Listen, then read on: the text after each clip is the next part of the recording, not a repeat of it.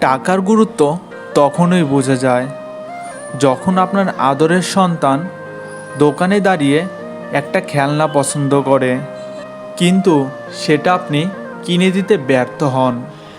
টাকার গুরুত্ব তখনই বোঝা যায় যখন কোনো অনুষ্ঠানে গিয়ে দেখেন শুধুমাত্র অর্থনৈতিক দৈন্যতার কারণে আপনাকে কম গুরুত্ব দেওয়া হচ্ছে।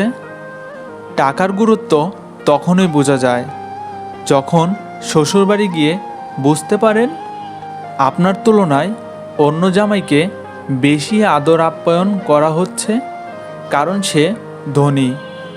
টাকার গুরুত্ব তখনই বোঝা যায় আপনার স্ত্রীর ছোট ছোট ইচ্ছেগুলো আপনি পূরণ করতে পারেন না, আর এজন্য সে আপনাকে উঠতে বসতে খোঁটা দেয়।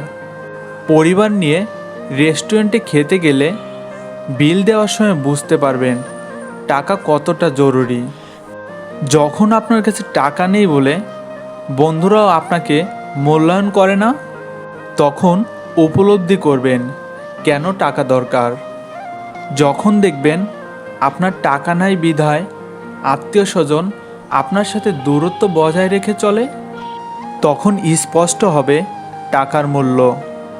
বিপদের সময় দেখবেন আপনার টাকা কম বলে কেউ আপনার পাশে থাকে না, আপনার প্রতি সহানুভূতি দেখায় না। তখন সত্যিকারের অর্থে বুঝবেন টাকার প্রয়োজনীয়তা। টাকার অভাব মানুষকে শেখায় এর গুরুত্ব।